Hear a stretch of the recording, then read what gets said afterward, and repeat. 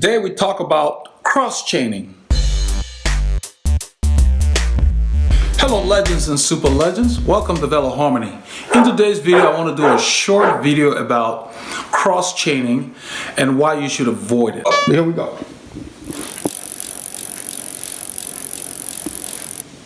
So I've got the Kish bike on the stand to demonstrate cross-chaining. And what I've decided to do is start at the extreme angle of cross-chaining. If you look at the big chain ring there, you see the chain all the way on the biggest physical cog in the back. The biggest physical cog is your smallest ratio in the back. When you're on big, we'll call big means you're at an extreme angle. Let me try to get it from this direction. The chain is not perfectly straight. So when the chain is at an extreme angle, there's a lot of stuff going on. Look at the front, look at the rollers. That extreme angle puts a lot of stress on your drivetrain. So you don't want to use that for very extended periods, if at all. I personally may only use that if I just need to get in there to get over like a steep pitch and I don't want to go on a small chain ring. But ideally what you should be doing is you should be in the middle gear, because this ratio here, I will put a link for the gear ratios video that I made a while back for those of you who need to catch up on gear ratios, because this gear ratio, the 52 here and the 28 that I have, is very close to like a 39-17. I have a 36 on here. So when I'm riding this bike and I feel that, for example, let me shift down one.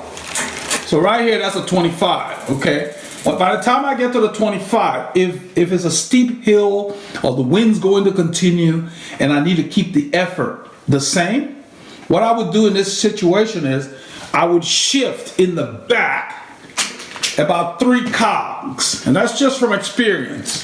So if you watch in the back,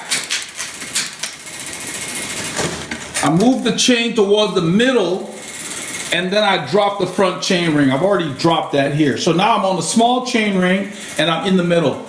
This ratio usually keeps your cadence about the same.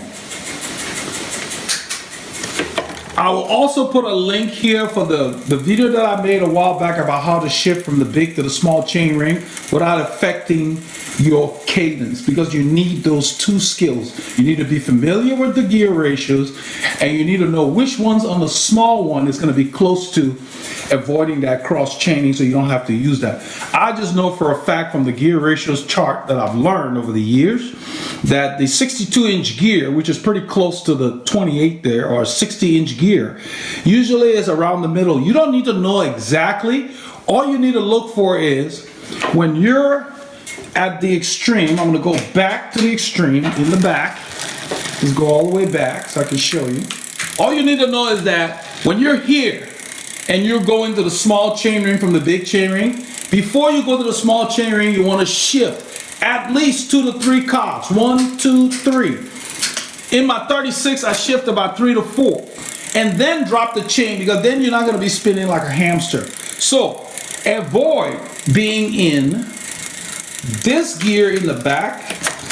Let's move it all the way. Avoid being in this gear and in the big chain ring. That puts a lot of strain on your drivetrain. This combination is a no-no. You only want to use that for maybe a few pedal strokes if you're riding competitively or in a hot pace line and you just need that for a little bit, maybe 10 seconds or so. You don't want to ride that a lot. You end up wearing out your components more, and then you put out more watts to do the same effort in this combination, because the chain is at an extreme angle. You're better off trying to keep the chain as straight as possible. So if you feel that you need to use something like that, you want to go down about 3 cogs in the back, like that. Let it come towards the middle, then drop the chain in that order. That way, your cadence will not excessively change to where you're spinning like a hamster. Then once you do that, if you feel like you need to go harder, then you shift harder in the back towards the smaller physical cog. and then you adjust as needed. But always start by dropping it towards the middle of your rear and then drop it on here. I'm gonna put it in the big chain ring in the front. Okay, then I'm gonna go to the extreme. I want you to look at what happens to the derailleur. Look at how the derailleur in the 52, and that's probably a 17. Yeah, that's like a 17 tooth cog. If you look at the chain, it's not at an extreme angle, it's straight. That's a very good combination to use. Hope you can see that very well. Now, I want you to pay attention to the rear derailleur as I go towards cross chaining. Look what happens to those pulleys. As I move, I'm still in a reasonable gear. Look at the pulleys, they still look reasonable.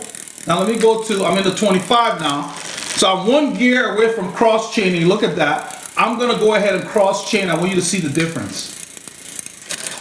Look at what happened right there. I'm gonna go back one more time. I'm gonna shift back to the 25, which is the gear before cross chaining. I want you to see the pulleys. Look at that angle, it's nice and reasonable. Once you start to cross chain, look at the pulleys extend.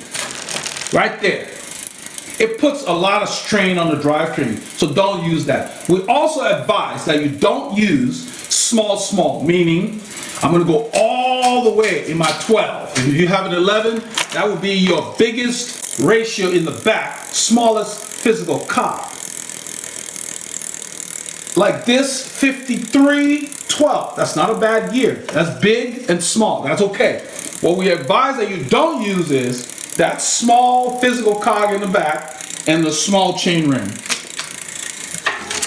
It's not as extreme as the other one, but it is also not the smoothest alignment for the chain. This is the ratio we put it in when we're setting up the chain to avoid the chain from rubbing under here. Under the, let's see if I can get this. Yeah, under here. We'll always keep a gap there. I try to keep my gap as small as possible because I like my chain to be a little loose. I don't like very tight chains on my bicycles. But in this small, don't stay there too long. There's no reason for that. Because that's about an 85-inch gear. You're better off using the 52-17. That will give you the same ratio. So we don't recommend that you use small, and big for those very reasons. Because in the small, even though this is not at an extreme angle down here, the chain has a tendency to not be very straight. It's kind of hard for you to see here. But you end up just being at an angle where the chain will be rubbing on your cage here. So you'd have to trim that if you want to stay in there. So this is not as bad as big. But still, you avoid big and small, you're good to go.